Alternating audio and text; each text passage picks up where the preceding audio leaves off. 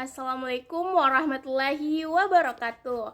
Let me introduce myself. My name is Ningsi Putri Anggraini, number 5, class 233. Before that, I would like to example two material that has been present by group 1 to 3. So the material for group 1 discussion. Nah, di sini kelompok 1 membahas tentang karakteristik of young learner, di mana materi ini terbagi menjadi 3 poin. Yang pertama itu definition of character and characteristic. Yang kedua, characteristic of elementary school children. Dan yang ketiga adalah physical, social, and emotional development of elementary school student. Nah, dari materi ini langsung saja saya menyimpulkan bahwa elementary school children are in a place of rapid development, physical, social, and emotional type, character, and characteristic from unique learning, parents, and social interaction. Therefore, understanding test experience is important to support an effective learning process that is accordance with heart development needs. Jadi, anak usia SD berada dalam fase perkembangan pesat secara fisik, emosional, dan sosial. Karakter dan karakteristik mereka membentuk pola belajar serta interaksi sosial yang khas. Oleh karena itu, pemahaman terhadap aspek-aspek ini penting untuk mendukung proses pembelajaran yang efektif sesuai dengan kebutuhan mereka. Nah, adapun pertanyaan dari teman-teman yang akan saya bahas yaitu pertanyaan dari Saudari Ardiansyah dan Saudari Risma, di mana pertanyaannya saya akan tampilkan di video.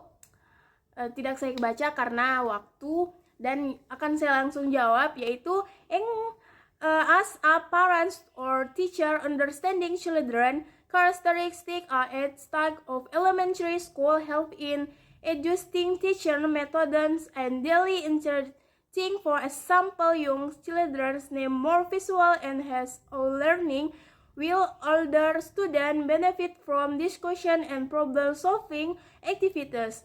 Emotional support and positive relation common and also children in golden heart development.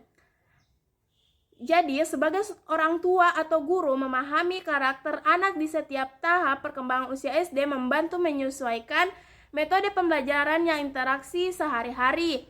Misalnya, anak yang lebih kecil membutuhkan pembelajaran berbasis visual dan praktek langsung, sedangkan anak yang lebih besar lebih efektif belajar melalui diskusi dan pemecahan masalah, serta dukungan emosional dan penguatan positif yang penting untuk membimbing perkembangan mereka. Nah, selanjutnya pertanyaan dari Saudari Risma yang akan saya jawab, yaitu a example of adapting to group norms, tradition, and religious moral it was student learning to group teacher and parents politics, follow school rules of participate in religious ceremony at school. That activities help them understand and integrate social values in daily life. Contohnya, adaptasi terhadap norma kelompok tradisi dan moral agama adalah ketika siswa belajar menyapa guru, teman dengan sopan, mengikuti peraturan sekolah, atau beradaptasi dengan kegiatan keagamaan di sekolah. Aktivitas ini membantu mereka memahami dan menerapkan nilai-nilai sosial dalam kehidupan sehari-hari. Nah, itulah tadi materi mengenai karakteristik of your learner. Selanjutnya kita membahas materi dari kelompok 2, yaitu karakteristik of teacher young learner. Keringat Kak guys. Di mana kelompok 2 membahas 4 poin, pertama itu characteristic of young learner teacher with teacher in general. Kedua, the role or young teacher teaching in person equivalent in the school.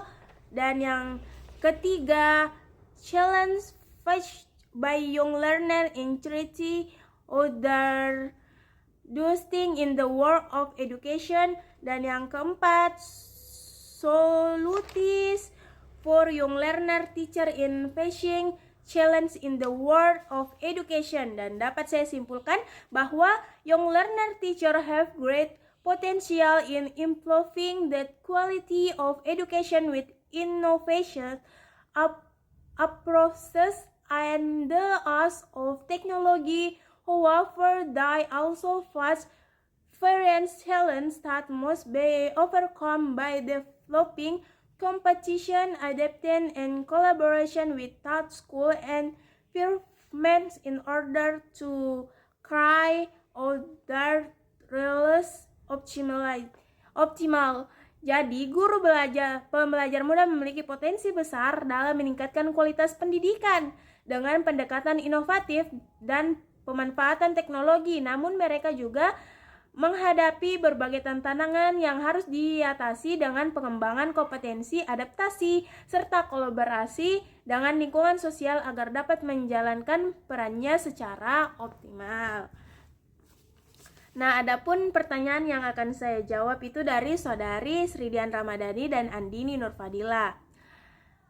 Jadi jawabannya itu, to manage with effectively, young teacher can prioritize text or digital tools for organization and set up spacious student lists for teaching and administrative delegating minor tasks and maintaining a balance between work and rest are also essential to avoid burnout. Jadi, untuk mengelola waktu secara efektif, guru muda dapat memprioritaskan tugas menggunakan alat digital untuk organisasi dan menetapkan jadwal khusus untuk mengajar serta tugas administrasi, mendelegasi tugas kecil dan menjaga keseimbangan antara kerja dan istirahat juga penting agar tidak kelelahan. Dan yang soal terakhir dari Andini Nurfadila yang jawabannya itu, yes, that role a young teacher difference for that of a senior teacher. Young teacher are often more adaptable to new teacher methods, technology driven and innovation in engaging students. Mainly senior teacher that more exemplary in classroom management and mentoring. This they need help create balance and effective in education and environment.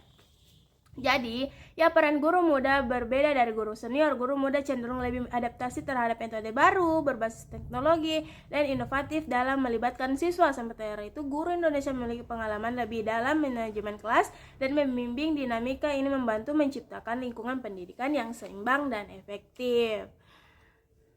Jadi, itulah tadi kesimpulan dari materi kelompok 2 yang membahas tentang characteristic of teacher young learner. Selanjutnya kita akan melangkah ke kelompok 3 ketiga yang membahas tentang the role of young learner. Jadi kelompok 3 membahas 3 poin. Yang pertama ada definition of young English learner. Yang kedua characteristic of young English learner. Ketiga the role of young learner in SP English for specific purpose. Dan yang keempat ada challenge in teaching young learner, di mana keempat materi ini dapat saya simpulkan, yaitu young English learner have unique characteristic that require us special efforts in teaching in the context of SP.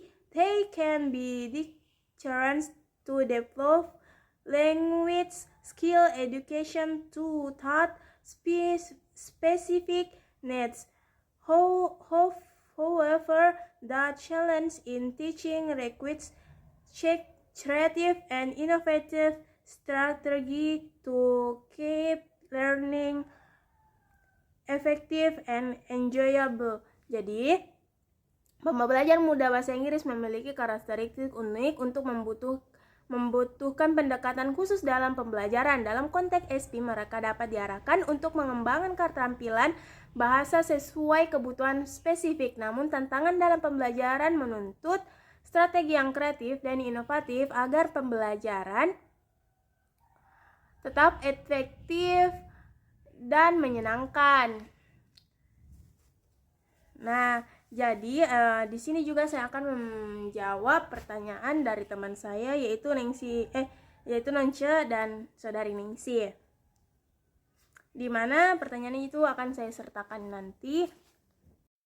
Jadi jawaban dari saudari Nonce itu to teach uncommon vocabulary while making student interest, teacher can use storytelling, role-playing, and interactive games. For example, using a mystery story to introduce rare word in context helps students remember thought. Visual and digital media can also make learning more engaging. Jadi, untuk mengajarkan konteks kosakata yang jarang digunakan sambil menjaga minat siswa, guru dapat menggunakan berbasis cerita, bermain peran, dan bermain interaktif. Misalnya, menggunakan cerita misteri untuk memperkenalkan kata-kata sulit.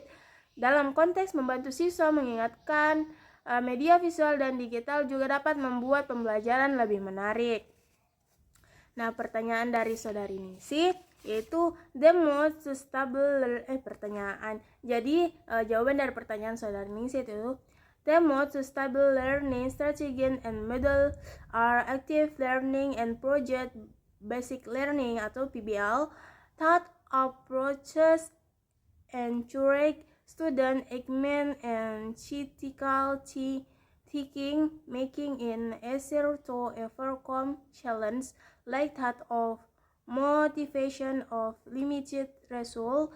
PBL, for example, allows students to apply work in real life context, making learning more meaningful. Jadi, strategi dan model pembelajaran yang paling cocok adalah pembelajaran aktif dan pembelajaran berbasis proyek atau PBL. Pendekatan ini mendorong ketertiban siswa dan berpikir kritis sehingga lebih mudah mengatasi tantangan seperti kurangnya motivasi atau keterbatasan sumber daya. PBL misalnya memungkinkan siswa menetapkan pengetahuan dalam konteks nyata sehingga pembelajaran lebih bermakna.